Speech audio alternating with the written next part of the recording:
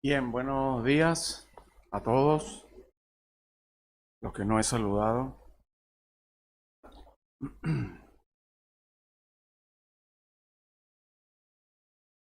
En mi última intervención, ¿recuerdan cuál fue el tema? Ya estoy pidiendo mucho, ¿no? Hablamos de las puertas cerradas, algunas puertas cerradas, ya lo recuerdan, ¿no? Y la última puerta era de la Odisea, cuando la iglesia cierra la puerta. Pues meditando en esto, como la palabra de Dios es como una mina, ¿no? Uno va buscando aquella mineral precioso y de repente te vas consiguiendo cosas pequeñas, pero a veces llegas y das con una veta más grande y mientras más escarbas, más consigues. ¿No le ha pasado así alguna vez? Pues creo que este es el caso con este tema. Y terminando este tema, pues vi precisamente que eh, había tela que cortar, como decimos aquí, y surgió el tema de la iglesia. ¿Cómo debe ser una iglesia? Pues pudiéramos responder de muchas formas. ¿Cómo debe ser una iglesia? Pues una iglesia debe ser cristocéntrica, por ejemplo. El Señor Jesucristo, Dios, debe ser el centro de esa iglesia. Pues una iglesia pues debe ser donde se practique el amor hermanable, porque es un mandamiento del Señor, ¿no? También pudiéramos decir. También pues donde se ora, donde se practica la palabra y se predica la palabra, ¿no? Pudiéramos dar muchos conceptos, pero si la pregunta cambia y preguntamos ahora cómo no debe ser una iglesia, ¿cuál pregunta creen ustedes que es más difícil? ¿Sí o no? O sea, ahí estamos un poco, ¿no? Bueno, se me ocurren ideas cómo no debe ser una iglesia. Bueno, una iglesia, lo dije en la última intervención, no es un club social, no es un centro de entretenimiento.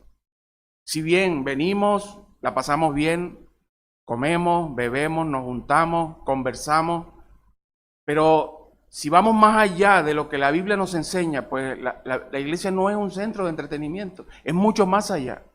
¿Cuál podría ser otro concepto de que no debe ser una iglesia? Pues una iglesia no es un negocio donde se comercia con la fe, donde los líderes se enriquecen a costa de sus feligreses. No, no, eso no es una iglesia. Lamentablemente muchas iglesias han caído en ese error. Y pudiéramos decir pues que la iglesia no es una isla que está aislada de su entorno, del mundo, encerrada en sus cuatro paredes. Una iglesia debe ser pionera en llevar el mensaje del evangelio a los que están fuera. Pero bueno, mi intención en esta mañana, con la ayuda del Señor, es que veamos justamente este tema, cómo no debe ser una iglesia. Y para ello hay un ejemplo, hay muchos ejemplos, pero en este caso vamos a ver el caso de la Odisea. Una iglesia ejemplo de cómo no debería ser una iglesia. Y para ello vamos a leer en Apocalipsis capítulo 3, por favor acompáñenme al último libro de la Biblia, Apocalipsis capítulo 3, comenzando la lectura en el versículo 14. Apocalipsis 3, 14 al 20. Dice así la palabra de Dios.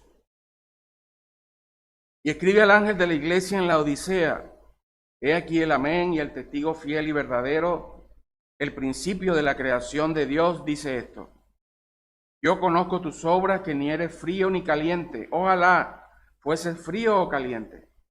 Pero por cuanto eres tibio y no frío ni caliente, te vomitaré de mi boca. Porque tú dices: yo soy rico y me he enriquecido y de ninguna cosa tengo necesidad, y no sabes que tú eres un desventurado, miserable, pobre, ciego y desnudo. Vaya, duras palabras del Señor para esta iglesia, ¿no? Y dice el 18: por tanto yo te aconsejo que de mí compres oro refinado en fuego, para que seas rico, y vestiduras blancas para vestirte, y que no se descubra la vergüenza de tu desnudez, y unge tus ojos con colirio para que veas.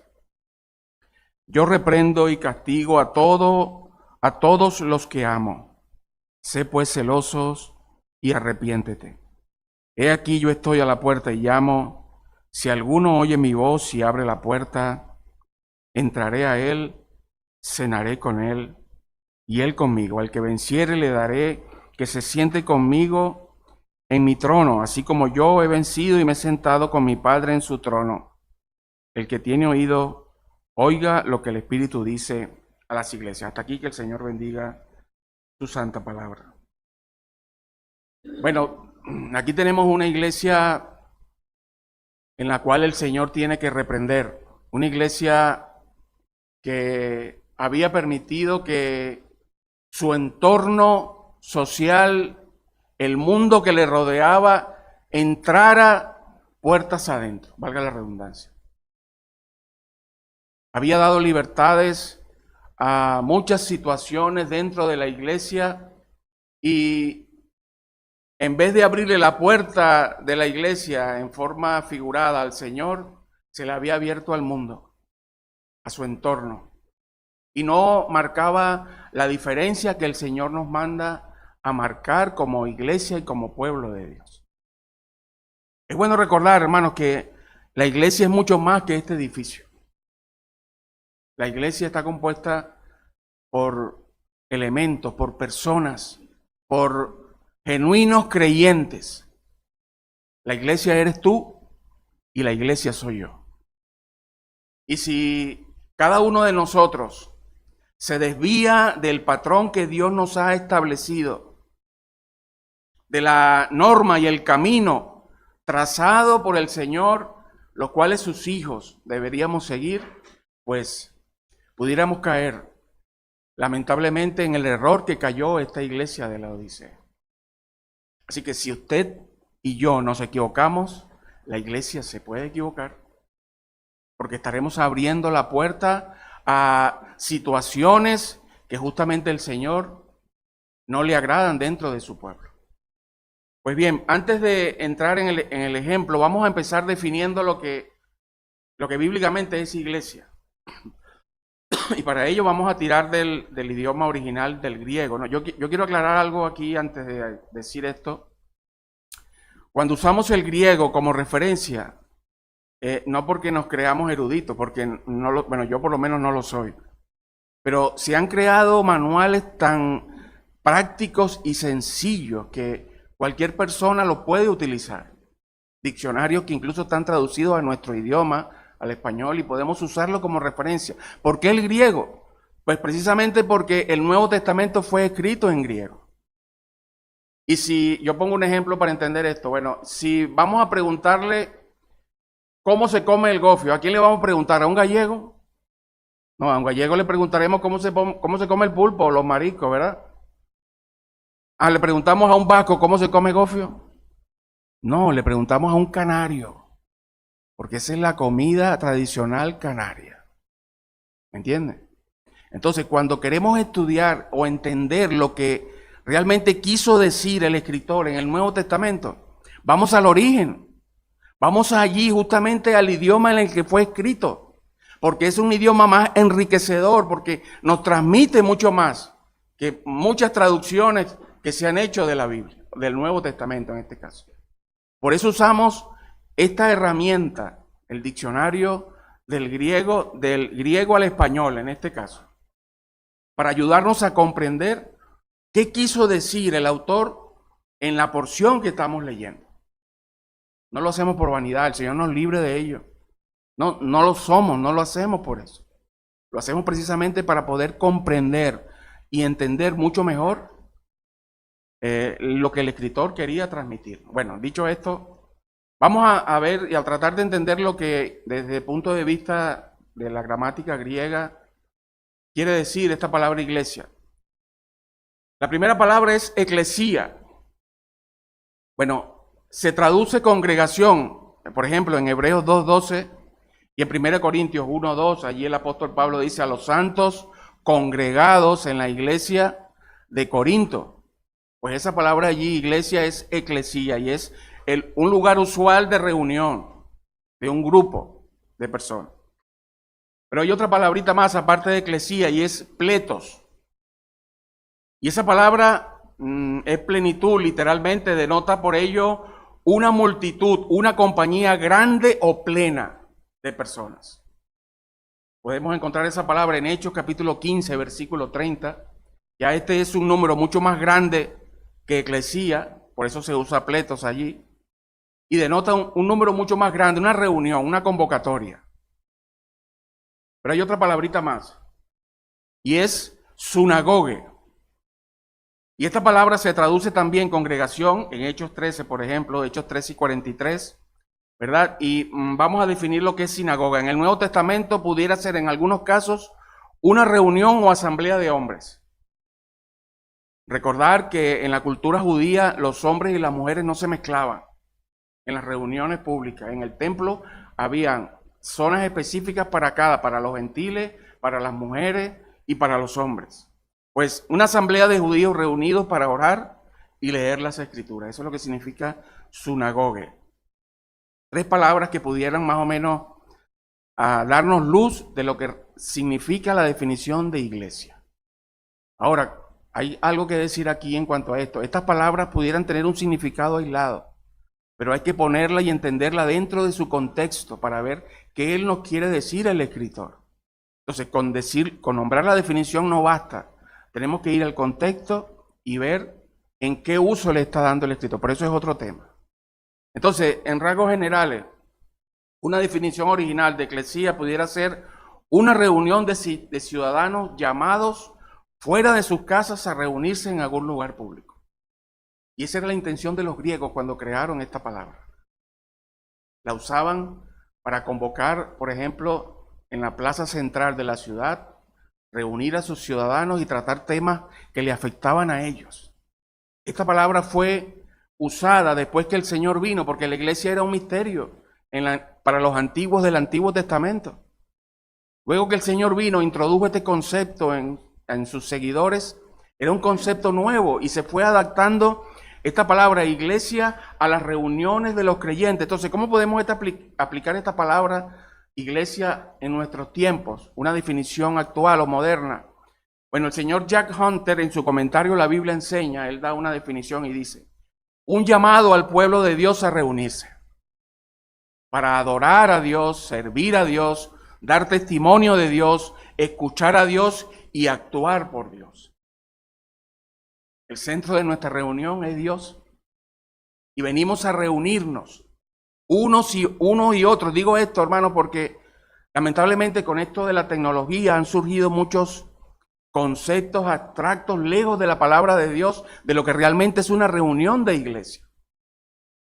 Supe de una iglesia, por ejemplo, aquí en Europa, pero el pastor o el obispo estaba en Brasil y se conectaba con sus feligreses por vía telemática y transmitía lo que tenía que decirles. Hermano, eso no es el modelo bíblico. No digo que se justifique, por ejemplo en la pandemia lo usamos mucho, pero son casos excepcionales. Y nuestro Dios es un Dios comprensivo y sabe que nuestro deseo de reunirnos durante la pandemia era tremendo y usamos los medios telemáticos para reunirnos, porque estaban prohibidas las reuniones. Pero el concepto bíblico no es ese. El concepto bíblico es de reunión, de asistencia. ¿Para qué? Mire, para adorar a Dios, servir, dar testimonio, escuchar y actuar por Dios. Él es el centro. No venimos aquí a hablar de nosotros, aunque algún testimonio habrá para beneficio de todos. Pero el centro de nuestra reunión es la persona del Señor Jesucristo. Entonces tengamos esto presente, hermano. Cuando el Señor nos convoque a su casa, pues tengamos el concepto de reunirnos, salvo por razones justificadas de enfermedad, el Señor lo sabe, ¿verdad? Pero cuando podamos estar, así no queramos, hermano. Cuando no queremos reunirnos es cuando más necesitamos reunirnos. Entonces, cuando no queramos reunirnos, por desánimo, por las razones que sean, esforcémonos y vengamos a este lugar. Este es el punto que Dios ha escogido aquí en la Orotava para juntar a su pueblo. La palabra del Señor dice, hablando de Dios, juntadme mis santos. Es un anhelo del Señor, de que sus hijos y sus hijas nos reunamos en su casa. ¿Para qué? Para adorar, para servirle, para dar testimonio de Él, para escuchar su voz y para trabajar para Él. Pues bien, creo que está bastante claro este concepto, gracias al señor Hunter. Ahora vamos a ver la ubicación de la Odisea. ¿Dónde estaba ubicada? Bueno, la Odisea estaba ubicada en Asia. Vemos el mapa allí. Juan está en la isla de Patmos, aquí abajito, arriba del mar Egeo, ¿verdad? Y él tiene enfrente de sus costas el continente asiático, sureste, norte, sureste, sureste. Están 7 iglesias a las cuales Juan le escribe. Ahí está la Odisea. Era una de ellas. Ahora, ¿dónde estaba ubicada la Odisea realmente? Bueno, mire, dicen los que saben que habían 2 rutas comerciales muy importantes que pasaban cerca de esta ciudad, donde estaba la iglesia de la Odisea. Una ruta empezaba en Éfeso, es azul inferior, y terminaba en la región de Atalía. Era una ruta importante porque conectaba un puerto marítimo que era Éfeso, ¿verdad? Con la entrada al resto de los países que comercializaban especias, medicamentos, comerciaban sal, telas y otras cosas. Y había otra ruta que empezaba en Pérgamo, aquí arriba, ¿verdad? Y pasaba justo al lado de la Odisea y terminaba en las mesetas de Anatolia. 2 rutas comerciales estratégicas. Imaginémonos un centro comercial abarrotado de gente, un último día de cobro, donde cobran hasta los pensionados, y todo el mundo allí metido gastando el dinero, ¿no? Tratando de buscar lo que necesita, o lo que no. Ahora, fijémonos por un momento. Tremenda oportunidad para esta iglesia. ¿Cuántas personas pasarían por allí? ¿Cuántos barcos arribarían a Éfeso o a Pérgamo llevando no solamente mercancías, sino también personas? Hermano, ¿cómo usaba el Señor para transmitir su mensaje, o dónde transmitía el Señor su mensaje a las masas, a las multitudes? Él iba al templo. ¿Por qué? Porque estaba la mayoría de personas en el templo. Él iba a las sinagogas, porque allí se reunían sus hermanos judíos para escuchar la palabra. Iba por las calles, por las plazas, anunciando el mensaje de Dios. La Odisea tenía una tremenda oportunidad allí. El Señor la había puesto en un punto estratégico para llevar el mensaje de salvación a todas esas personas que comerciaban, compraban, vendían y traficaban con mercancía. Pero usó la Odisea este privilegio geográfico que el Señor le dio para llevar el evangelio. Hermanos, lamentablemente no. Y yo, pensando en este punto, meditaba un poco nosotros aquí en la iglesia, ¿no? Tenemos un tremendo privilegio nosotros aquí en esta isla maravillosa, islas amables. Hermanos, cuán variopinto es nuestra reunión aquí en la iglesia, nuestros hermanos, nuestros miembros. Habemos hermanos venezolanos, habemos hermanos colombianos, nuestros hermanos ucranianos que recientemente han llegado, ¿verdad? ¿Quién más se me queda por allí? Argentinos. Somos conscientes del privilegio que tenemos, no solamente de evangelizar, porque ya nuestros hermanos son creyentes, pero de orar por esos países, por sus situaciones específicas. Hermanos, los problemas de mi hermano son mis problemas. Y yo espero que mis problemas sean sus problemas también. Orar unos por los otros, eso es lo que dice la palabra de Dios. Por esos países que representan a nuestros hermanos aquí congregados en la Orotava. O, por ejemplo, esta oleada de personas que vienen del continente africano. Conozco de hermanos en iglesias del puerto que tienen ejercicios con estos grupos de jóvenes. En las plazas se reúnen con ellos a hacer actividades lúdicas y después a presentarles el evangelio de alguna manera, buscando que ellos les entiendan el mensaje. Pues justamente eso es lo que el Señor, hermano, el Señor nos pone en lugares estratégicos con el único propósito que glorifiquemos su nombre. En nuestro trabajo, el Señor te ha puesto allí donde trabajas con un objetivo. El Señor te ha puesto allí donde vives con un propósito específico. Allí donde estudias. ¿Estamos usando este privilegio eficazmente para la gloria de Dios? Bueno, respondámonos cada quien en nuestro propio interior. Y mire, y no me refiero a que imprudentemente estemos en medio de una jornada laboral presentando el Evangelio. No, tenemos que ser prudentes. A la hora de la comida, a la hora del almuerzo, a la hora del descanso. Que vean nuestra conducta. No hace falta ser un evangelista estratégico y dotado de Biblia y de libros para presentar el Evangelio. Hermanos, su conducta y mi conducta diferente puede dar pie para que se presente la oportunidad de evangelizar a nuestros vecinos, a nuestros compañeros de trabajo o nuestros compañeros de estudio. ¿Conocen nuestros vecinos que somos del Señor? ¿Conocen nuestros compañeros de trabajo que somos del Señor? Empecemos por allí. Y pidámosle al Señor que nos dé la oportunidad siempre de presentar la palabra. La Odisea estaba ubicada en una posición privilegiada. Podía ser un vocero y llevar en alto el estandarte del Evangelio a todas aquellas personas que transitaban por aquella ciudad. Pero no, actuó de otra manera, actuó como no debe ser una iglesia. Y eso nos lleva al concepto que tenía el apóstol Pablo de esta iglesia. ¿Sabían ustedes que Pablo la menciona a esta iglesia? No solamente Juan. Pues mire, la Odisea llegó a ser una ciudad muy rica en el área de Frigia. Antes de comentar lo de Pablo, quiero decir esto. Algunas curiosidades históricas de esta ciudad y que afectaban también a esta iglesia. Llegó a ser una ciudad muy rica de la zona de Frigia, con tierras fértiles al valle del río Lico, que transitaba y cruzaba aquella región. También poseía ricos pastos para la crianza de ovejas. Sus pastores llegaron a desarrollar la producción de una lana negra, brillante, suave, muy demandada y cotizada en esa época. O sea que tenía un producto que vender y muchos clientes potenciales a quien venderlo.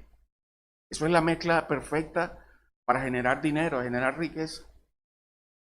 Me refiero al ámbito material, ¿no? También te llegó a tener una escuela de medicina, llegando a producir un ungüento para curar las enfermedades de los oídos y produjo un colirio para las enfermedades de la vista. O sea que tenía avances médicos en su haber. Las riquezas de la Odisea llegó a ser tal que fue capaz de soportar el costo de su reconstrucción luego de haber sufrido un gran terremoto, sin necesidad que el Imperio Romano la ayudara económicamente. Era autosuficiente porque era una ciudad que manejaba mucho dinero y fue capaz de costearse su reconstrucción luego de haber padecido un terremoto. También dicen que había allí aguas termales que eran medicinales, que podían servir para la sanación de muchas enfermedades y la gente iba allí por eso también. O sea que era una ciudad bendecida materialmente, rica, adelantada para su época por la escuela de medicina, próspera y fértil, ¿verdad? Con su ganadería ovina o bovina.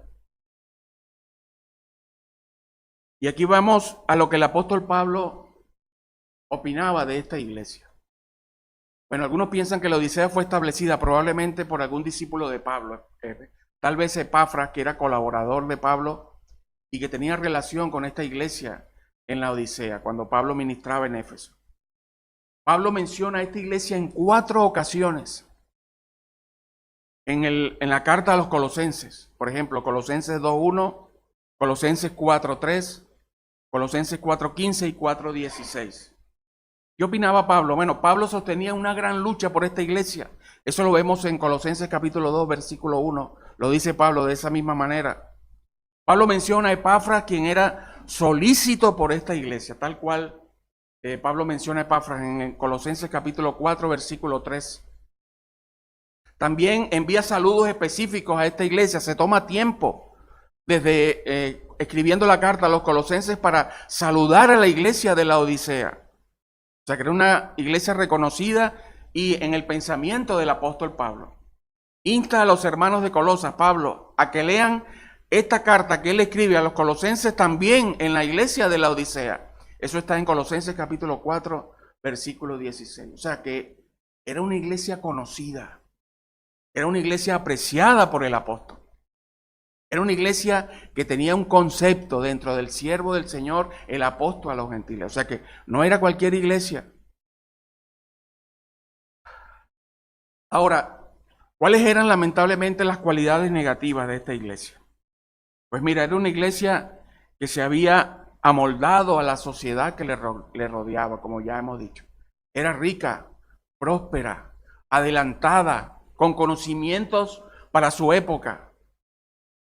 Sin embargo, el Señor tiene que reprenderla y le dice en el versículo 15 de Apocalipsis 3 que hemos leído que era una iglesia tibia. Tibia. Hermanos, y aquí tenemos que detenernos por un momento porque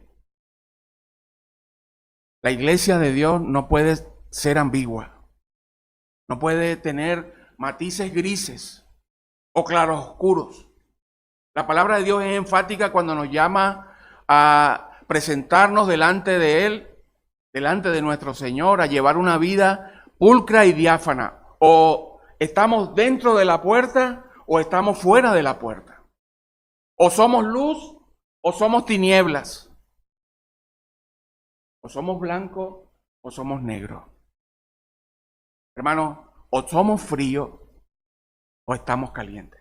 Y eso es lo que le dice el Señor a la Odisea. Ojalá fuese frío o caliente. Pero por cuanto no eres ni frío ni caliente, eres tibio, te vomitaré de mi boca. Bueno, hay un dato curioso aquí. ¿Sabían ustedes que el agua tibia induce al vómito? Pues el Señor usa esta analogía precisamente para describir el estado espiritual como el Señor ve a la Odisea. La Odisea seguramente, y sin ánimo de especular, cuando se reunía en sus cultos, pues era una cosa, pero cuando salía al mercado de la ciudad, era otra. Ni era caliente, ni era frío. Eso es lo que el Señor le quiere decir aquí. Hermano, el Señor no quiere ambigüedades en nuestra vida cristiana. El Señor quiere que mantengamos una posición firme, que nos mantengamos del lado correcto, dentro de la puerta, que seamos luz, que seamos sal, que seamos agua para aquellos sedientos que la necesitan. Te dirá, bueno, pero esa es la Odisea. Pero ¿qué de nuestras vidas? ¿Cómo somos delante del Señor? Hermano, al Señor no lo podemos engañar. Tal vez a los que nos rodean sí, pero al Señor no. El Señor le dice a esta iglesia, eres una iglesia tibia, ni eres fría ni eres caliente. En Venezuela diríamos, no eres ni chicha ni limonada, ni una cosa ni otra. Pero hay más. El Señor también reprende a esta iglesia y le dice, tú eres una desventurada y miserable. Qué palabras tan fuertes, ¿no? Del Señor. No tienes ningún tipo de futuro.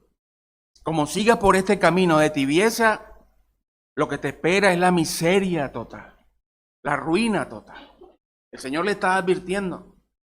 El Señor tiene que meter el dedo en la llaga para que la herida pueda sanar.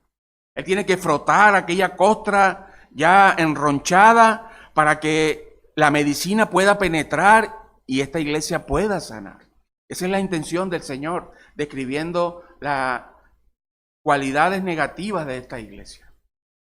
Pero sigue diciendo, era una iglesia pobre. No solamente pobre, sino ciega y desnuda. ¿Recuerdan las cualidades de la ciudad que vimos anteriormente? Era rica. Fue capaz de costearse su propia reconstrucción después de un desastre natural. Producía una de las lanas más deseadas, suaves y exclusivas de la región. Había creado en la escuela de medicina medicamentos que servían para la sanidad, específicamente un colirio para los ojos. Tenía unas aguas termales que podían dar sanidad. Sin embargo, el Señor le dice, mira, de todas estas cosas de las cuales tú presumes, justamente estas son todas tus carencias. Tú eres tibia, desventurada, miserable, pobre, ciega y desnuda. Qué cuadro tan triste, ¿no? Y no estamos describiendo a un inconverso, no estamos describiendo a un no creyente, estamos describiendo a una iglesia salvada por la sangre de Cristo, una iglesia convertida al Señor. Hermano, y esto debe encender nuestras alarmas para que no nos jactemos nunca. El que mire estar firme, el que piensa estar firme, mire que no caiga. Esta iglesia nos advierte a que mi estabilidad no depende de mi fortaleza, de mi cuenta en el banco, de mi estabilidad laboral y de mi contrato fijo. Mi estabilidad depende del Señor que me sustenta. Es una provisión invisible, intangible, que solamente es capaz de ser apreciada por aquellos que hemos tenido la experiencia personal de la salvación con el Señor. Y el Señor ha agudizado nuestros ojos de la fe, nuestra visión espiritual para ver el riesgo que tenemos por delante. Hermanos, si nos descuidamos en nuestra vida privada, en nuestra relación con el Señor, si no tenemos el ejercicio continuo de oración, de hablar con Él, el ejercicio continuo de aprender más de Él, de su palabra, de congregarnos como Él nos ha mandado, juntadme mis santos, no como algunos tienen por costumbre de no congregarse. Estamos expuestos a los mismos peligros que esta iglesia incurrió. Una iglesia que no debería ser así porque el Señor no quería que fuera así. Y para colmo de males, no siendo suficiente todas sus desgracias y todas estas cualidades negativas, habían dejado al Señor fuera de su membresía. En el versículo 20. El Señor dice, he aquí yo estoy a la puerta y llamo. El Señor había llegado a la iglesia y había conseguido la puerta cerrada y el Señor estaba del lado fuera de la puerta. Ahora, a mí me sorprende la actitud del Señor tan tierna, tan sosegada, cómo el Señor maneja la situación en esta iglesia. Hermano, piense por un momento, ¿cómo sería que de repente usted llegara a su casa, tocara su puerta y no lo dejaran entrar? O se da cuenta que han cambiado la cerradura, porque un ocupa se ha metido allí y lo ha dejado fuera del lado de la puerta. Iríamos inmediatamente a la policía, ¿no? A poner la denuncia para que sacaran a esa gente de allí. Pues el Señor no. El Señor sigue insistiendo, tocando la puerta, esperando que alguno de sus hijos se conmueva en sus entrañas y escuche la voz del Señor, de su Señor. El Señor no llega tumbando la puerta. Ahora mire, a esta iglesia hay que decirle, dime de lo que presumes y te diré de lo que careces. Ellos se ufanaban la odisea de ser ricos, de ser autosuficientes, de ser adelantados en la medicina, de tener muchos recursos, de tener una situación privilegiada. Pero el Señor solo tiene para esta iglesia reproches. Y bueno, cualquiera pudiera pensar, bueno, pero que esto no hay iglesia perfecta. ¿Y saben por qué no hay iglesia perfecta, no? Porque usted y yo somos parte de la iglesia. ¿Lo recuerda Isabel, no? Eso lo aprendí de Isabel. Somos parte de ella. Pero mire, si es verdad, no hay iglesias perfectas, pero hay iglesias aprobadas o reprobadas por el Señor. Eso es lo que nos enseña Juan en esta porción del Apocalipsis, con este mensaje a las 7 iglesias. Esmirna y Pérgamo. No, perdón, Esmirna y Filadelfia habían recibido solo halagos del Señor, ningún reproche. La Odisea pudo haber entrado en esa lista, tenía todas las papeletas para hacerlo. Sin embargo, había hecho justamente lo que no debe hacer una iglesia. Hermanos, ¿podemos tener la aprobación del Señor? Claro que sí. Tenemos todos los recursos para ello. El Señor nos ha dado las herramientas para triunfar, para ser victoriosos. En Cristo somos más que vencedores. Pero ¿qué sucede? A veces perdemos la visión de nuestro Señor y fijamos nuestra visión en otras cosas. Sean legítimas o no. Hermanos, todo lo que robe el primer lugar al Señor va a afectar nuestra relación con Él. Sea legítimo o no. El Señor quiere el primer lugar en la vida, en nuestra vida, en su vida y en la mía. Pues bien, dime de lo que presumes y te diré de lo que careces. ¿De qué estamos presumiendo, hermano? Preguntémonos, reflexionemos en esta mañana. No quiero comprometer a nadie, por supuesto, pero yo me hice esta pregunta, meditando en estas cosas. Y si hay algo en lo cual te sientas seguro de ti mismo, o que te lleve a presumir de ello, hermano, echemos el freno. Porque precisamente tal vez pueda ser esa cosa que el diablo use para poner tropiezo en tu camino hacia la relación plena que Dios quiere tener contigo. Bien, dejo esto allí. A pesar de todo lo malo, a pesar de todo esto, a pesar de todas esas cualidades negativas, mire, el Señor ama a esta iglesia, era una iglesia amada por el Señor. Él le dice en el versículo 19, yo reprendo y castigo ¿a quién? ¿A los que se portan mal? Yo reprendo y castigo a los que amo. El Señor le está diciendo a la Odisea, a pesar de tu situación tan paupérrima, miserable, desventurada, pobre, ciega, desnuda, tibia, yo te amo. Y quiero lo mejor para ti. Yo amo y castigo lo que reprendo. Yo reprendo y castigo lo que amo. Hermano, por eso cuando vemos a alguna persona que en el pasado estuvo entre nosotros y ahora no está, y lo vemos prosperar, lo vemos mejorar materialmente, por supuesto, y no vemos que hay un cambio, una contrición, no vemos que hay reprensión en su vida, no hay disciplina. Hermanos, tal vez esa persona no haya nacido de nuevo. Porque si un hijo de Dios abandona el rebaño, el redil, el Señor lo va a castigar con el único objetivo de que vuelva a Él, porque lo ama. Porque el Señor está haciendo todo esto con la Odisea con el único propósito de que vuelva hacia Él, corrigiendo sus errores. Yo castigo y reprendo a todos los que amo. Pero hay más, el Señor le hace un llamado. El Señor le llama a ser celoso. Ahora, ¿qué significa esta palabra? Bueno, mire, esto no tiene que ver con celos de pareja. La palabra celoso aquí tiene que ver con el calor del sentimiento, con desear o procurar arrepentimiento en este caso. El Señor le está diciendo, la Odisea, tienes que poner de tu parte, tienes que buscar, tienes que preocuparte en cambiar de actitud. El Señor no lo va a obligar ni le va a torcer el brazo, como no llega tumbando la puerta.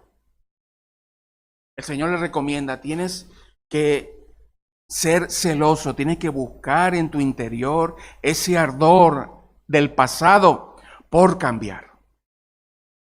Y eso solo lo hace el Espíritu Santo que mora en nosotros. Mire, porque la salvación no se pierde.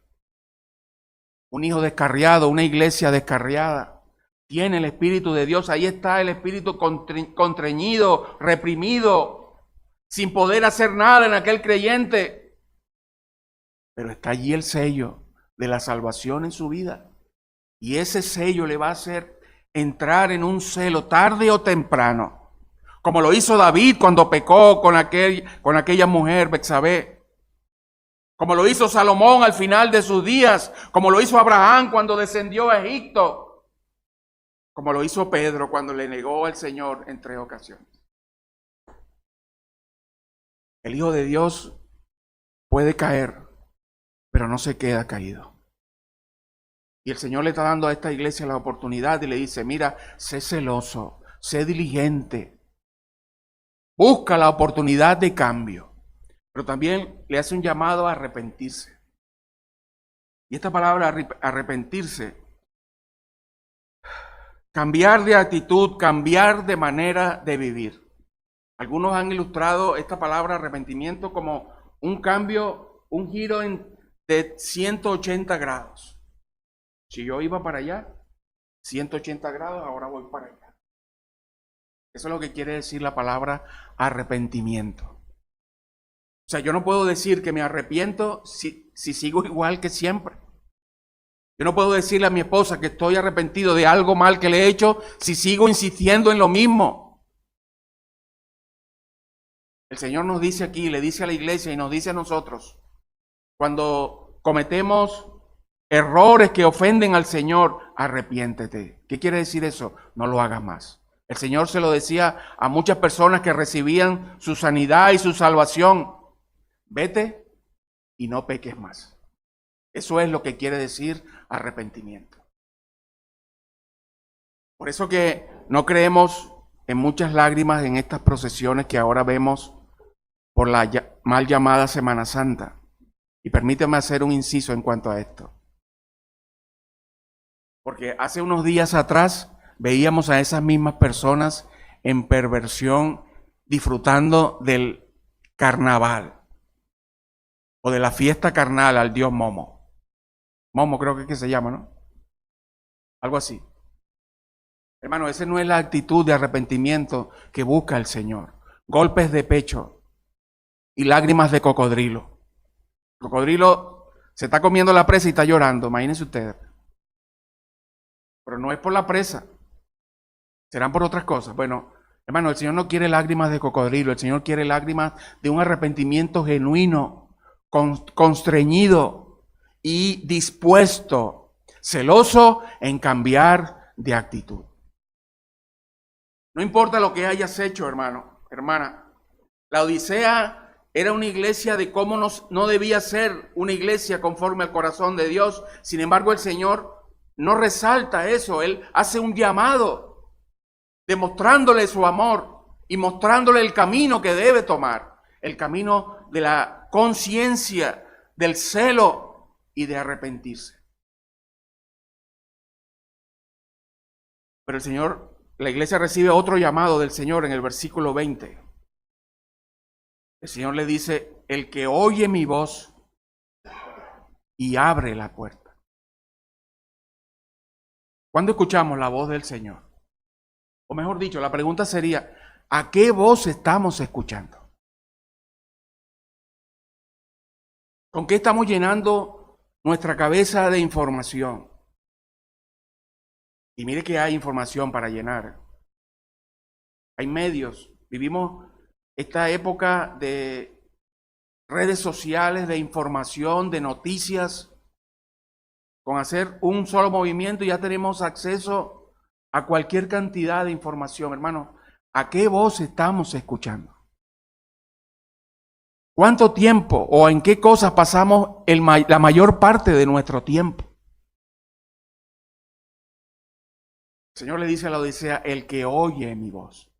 Mire, para oír hay que tomarse tiempo para uno mismo y hacer una pausa en el trajín cotidiano y en la vorágine de información y de movimiento que a veces nos arrastra y nos lleva cautivos. Esta iglesia estaba llena de sí misma, con un ego por las nubes. Yo soy rica, no tengo necesidad de nada. Sin embargo, el Señor le dice, el que oye mi voz. Esta iglesia no estaba escuchando la voz de Dios. Hermano, ¿cuándo escuchamos la voz de Dios? Cuando venimos a la iglesia para escuchar su palabra, como es el caso ahora mismo. Cuando abrimos la palabra de Dios, cuando abrimos la Biblia para ver qué tiene Dios que decirme. Cuando escuchamos a ese hermano que sabemos que se preocupa por mí, que hay una relación personal y cercana, y el hermano nos dice una palabra apropiada para mi situación. ¿No le ha pasado alguna vez? A mí me ha pasado muchas veces. El Señor usa a un hermano y me da el mensaje justo que yo necesitaba para ese momento. Yo digo, Dios mío, muchas gracias. Porque muchas veces no tenemos el tiempo o lo que sea para sentarnos y abrir la palabra de Dios. Pero el Señor no se cansa con eso, ni se conforma. Él nos ama y nos envía un mensajero para decirnos, mira, tienes que corregir esto. El Señor le dice, lo decía, el que oye mi voz, hermano, es necesario escuchar la voz del Señor para que pueda haber un cambio favorable en nuestras vidas. Es tan importante el oír, sabe, que nuestra salvación, ¿por qué viene? La fe viene por el oír. ¿El oír qué? La palabra de Dios. Nuestra salvación empezó en nuestro oído. Hermanos, y el cambio que Dios quiere hacer en nuestra vida y el cambio que quería hacer Dios en la Odisea empezaba por el oído también. El que oye mi voz. Ahora escucho la voz del Señor y me quedo allí, ¿no? No, tenemos que actuar. Tenemos que poner de nuestra parte. Tenemos que armarnos de valor. La palabra de Dios dice, el reino de los cielos se hace fuerte y los valientes son los que lo arrebatan. Hermanos, tenemos que armarnos de valor. ¿Y qué tenemos que hacer? Abrir la puerta. Hermanos, cuando abrimos la puerta, no me refiero de manera literal.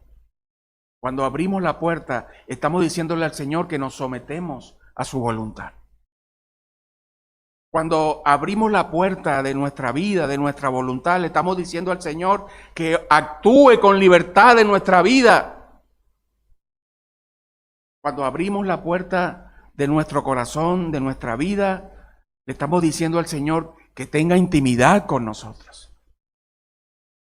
El Señor le dice, y abre la puerta, entraré a Él, cenaré con Él y Él conmigo. A que no le abrimos la puerta de nuestra casa a cualquiera, ¿verdad? Algunos tenemos mirillas en la puerta para ver quién está allá afuera. Y de la puerta no pasa.